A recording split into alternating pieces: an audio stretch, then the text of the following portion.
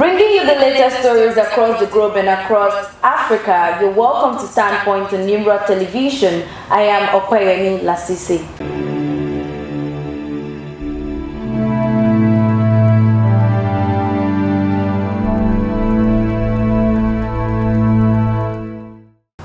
First, the headlines.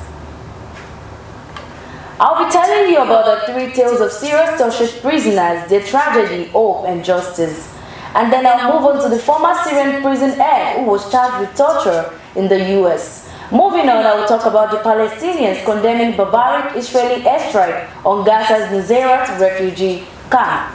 Furthermore, we'll talk about Russia's launching a widespread attack on Ukraine's energy sector. And on a quick one, I'll move on to China, where they sentenced the former Premier League soccer star to 20 years in prison for corruption. And lastly, I will move on to the US, where President Joe Biden has issued presidential pardons to 39 Americans convicted.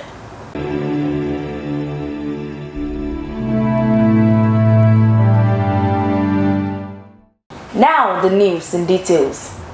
As Syria emerges from the nearly 15 years of brutal civil war, stories of the disappeared continue to haunt the lives of those searching for justice. Many Syrians, desperate to find loved ones in prison or forcibly disappeared by Bashar al-Assad's regime, have flocked to notorious detention facilities in search of answers. Among them is the story of Al-Amada, a former activist from Deir Ezzor who had once led demonstrations against the government. After his arrest in 2012 for smuggling aid into a busy Damascus suburb, he endured nearly 2 years of torture, abuse, and physiological trauma at the hands of the regime. Upon his release, Al-Amada fled Syria for the Netherlands. In 2020, after returning to Damascus under false pretenses, he was seized again, only to be found dead in a Damascus hospital years later. His body was believed to have been dumped there by authorities from the infamous Sadnaya prison. Rania al-Abbasi's story is one of a mother and wife lost to Syria's brutal regime. Once a dentist, the national chess champion, she had a comfortable life with her husband and 6 children in Damascus. However, after making a charitable donation to a family from a besieged city, al-Abbasi and her family were arrested by military security forces in 2013. Despite tireless efforts by her sister Naila to locate them, Rania and her family disappeared without a trace. Naila's campaign to find them, which included appeals to international organizations and governments, yielded no results. Her anguish is compounded by the unknown fate of her loved ones and the pain of not knowing if any of the children, some as young as 1, survived. Naila continued to search orphanages in Damascus, holding on to hope through the chances of finding them alive grows slimmer each day. A story of hope, however, emerges with the reunion of al-Malawi and her daughter, Tal, after nearly 15 years of separation. Tal, a blogger and poet who was arrested at 19 in 2009 for expressing political views online. Accused of espionage, Tal was sentenced to 5 years in prison, though the charges were widely discredited. Despite serving a sentence, Tal remained in detention for years, as the regime targeted anyone suspected of opposing its rule. Tal's case garnered international attention, becoming emblematic of the regime's brutal crackdown on dissent. After her release, Tal was reunited with her mother, though the emotional scars of her imprisonment are deep. The joy of their reunion, however, was bittersweet, as the horrors of Tal's experience remain largely unknown. These stories of suffering and survival reflect the ongoing trauma faced by the families of the estimated 100,000 Syrians forcibly disappeared during the conflict. As the regime crumbles, many seek justice for the crime committed by those who had their loved ones in captivity. While some families like Al-Malawi's are able to reunite with loved ones, others remain lost, their fate still uncertain. The road to justice for Syria's victims is long, but the memories of those who endured torture and abuse under Assad's regime continue to fuel the call for accountability and a reckoning for the atrocities committed. Still in Syria, former Syrian prison head charged with torture in the US. A former Syrian prison official has been charged with multiple counts of torture in the United States. Authorities announced on Thursday Samir Usman al-Sheikh, who served as the head of Damascus Central Prison from 2005 to 2008, faces charges of torture and conspiracy to commit torture. The U.S. Attorney's Office described the allegations as chilling, marking a significant development in the pursuit of accountability for human rights abuses committed by the Assad regime. Al-Sheikh was arrested earlier this year at Los Angeles International Airport after driving on a one-way ticket from Lax to Beirut, Lebanon. He was initially charged with immigration fraud for concealing his role at the prison and for denying involvement in any form of persecution when applying for a U.S. visa and citizenship. According to the U.S. officials, Al-Sheikh personally inflicted severe physical and mental sufferings on prisoners, including political detainees during his tenure under the regime of Bashar al-Assad. He allegedly directed detainees to the punishment wing of the prison, where they were subjected to brutal beatings and the use of devices that caused excruciating pain, leading to life-threatening injuries such as fractured spines. Erdogan, the special agent in charge of HSI Los Angeles, emphasized the significance of the case, stating that almost 20 years ago the defendant was accused of torturing prisoners in Syria, and today they are one step closer to holding him accountable for those heinous crimes. And if convicted, Al-Sheikh faces severe penalties, including up to 20 years in prison for the conspiracy charge and up to 20 years for each of the torture charges. Additionally, he could receive up to 10 years for each immigration fraud charge. The arrest charges come in the wake of a major development in Syria, where rebel forces have recently freed thousands of detainees from ISIS prisons. Videos showing the liberation of prisoners and emotional reunions have surfaced, while many others have rushed to the prisons in hope of finding missing loved ones. Human rights organizations and United Nations have long condemned the Assad regime for widespread abuse in its detention centers, with the Syrian Observatory for Human Rights estimating that nearly 60,000 people were tortured and killed in regime-run prisons. Meanwhile, Syrian rebel groups have vowed to shut down these notorious facilities and hold accountable those responsible for the torture and deaths of the detainees, said the rebels. Now moving on to Palestinians. At least 33 Palestinians were killed, including many members of the same family.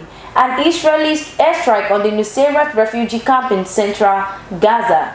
The attack, which occurred on Thursday, was swiftly condemned by Palestinian authorities as a barbaric and heinous massacre. The government media office in Gaza stated that most of those killed were from al-Sheikh Ali family. The office accused the Israeli military of targeting a residential block filled with civilians, including children, women, and displaced persons.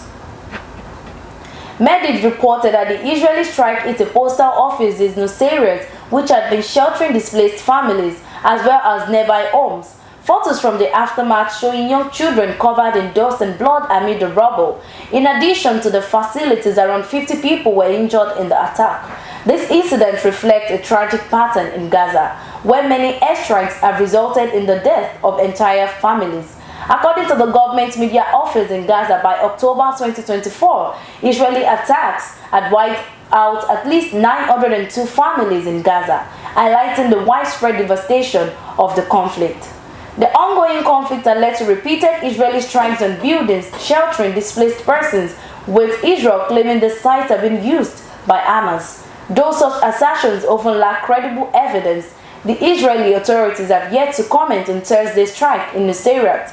The attack also underscores the challenges faced by Gaza's health and humanitarian services. Since the war's onset in October 2023, more than 400 and 800 Palestinians, many of them women and children, have been killed, with health facilities, journalists, and aid workers repeatedly targeted by Israeli forces.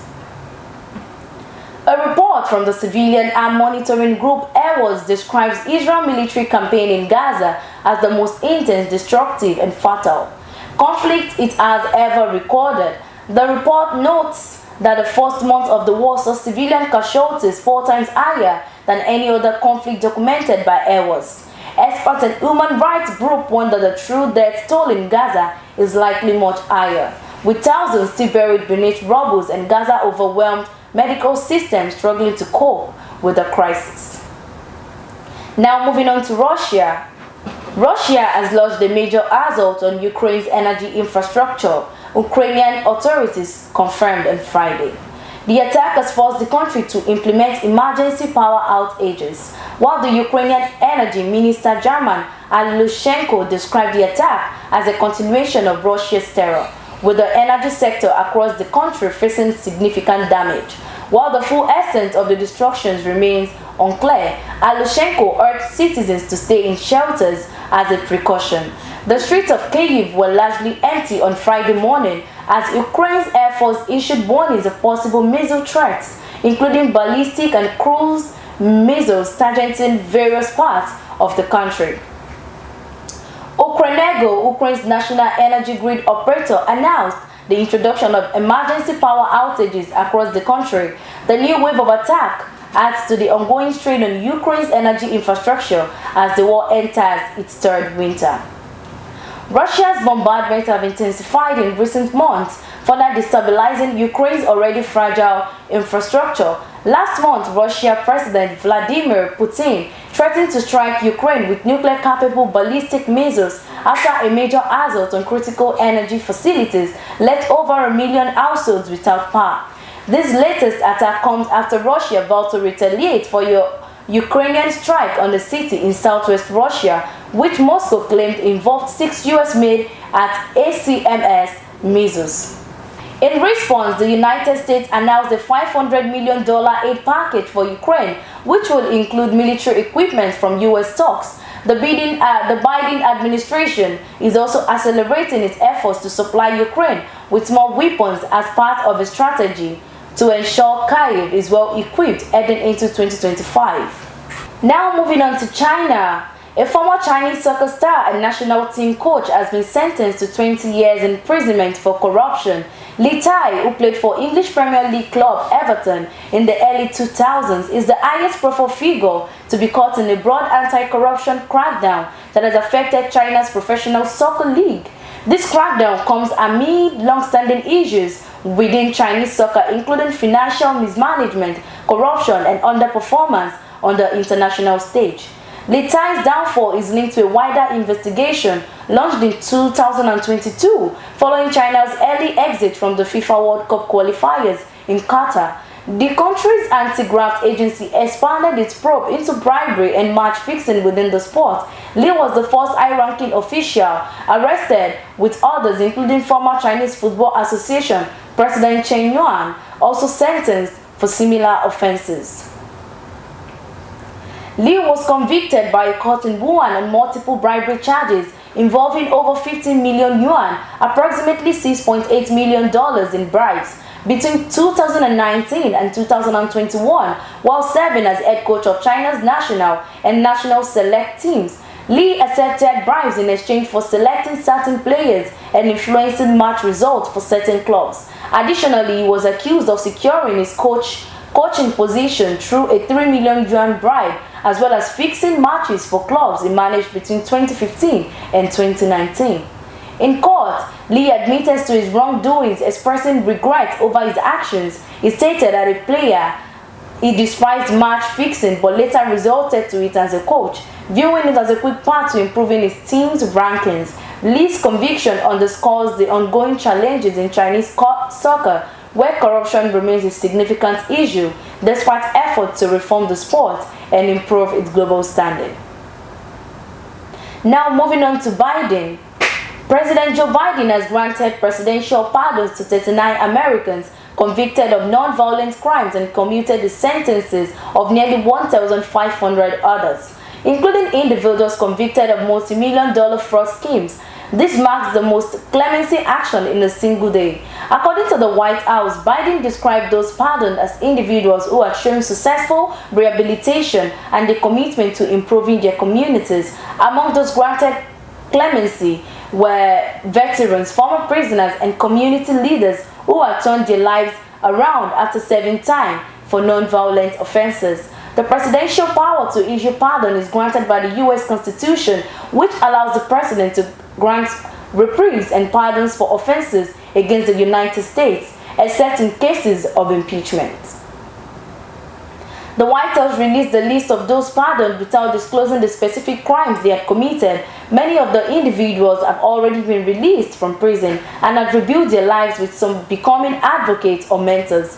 One notable recipient was a 49-year-old man from Virginia who was convicted of a drug offense at age 21 and later earned a university degree and served in the U.S. Army and Air Force. In addition to the pardons, Biden commuted the sentences of 1,499 people, including those who had been placed under home confinement during the COVID-19 pandemic. Biden explained that these individuals had shown they deserved a second chance. Among those whose sentences were commuted were Timothy McGinn, a former stockbroker convicted of defrauding clients, and Jimmy Daimora, a former Ohio County Commissioner convicted of accepting bribes. Other notable recipients include Paul Douglas, convicted for overseeing fraudulent tax shelters, and L.A. Lovett, convicted of defrauding Medicare in a $26 million scheme. Biden's action continued a trend of granting clemency in a more selective manner compared to previous presidents. While he has issued fewer pardons overall, he has made some notable categorical pardons, such as for those convicted of simple marijuana possession and military personnel convicted due to their sexual orientation. His decision earlier this month to pardon his son, Hunter Biden, for tax fraud and gun crimes has sparked controversy, with critics questioning the move due to the political implications. As Biden prepares to leave office in January 2025, there are also loud reports that he is considering preemptive pardons for prominent critics of his successor. Donald Trump, though, he remains cautious about the precedent it would set. Before I go, here is a recap of the headlines. I told you about how the three tales of serious tortured prisoners narrated their tragedy, hope, and justice, and then I moved on to the former Syrian prison head who was charged with torture in the US. Moving on, I spoke about the Palestinians condemning barbaric Israeli airstrike on Gaza's Nusayrat refugee camp, and again I talked about Russia launching a widespread attack on Ukraine's energy sector.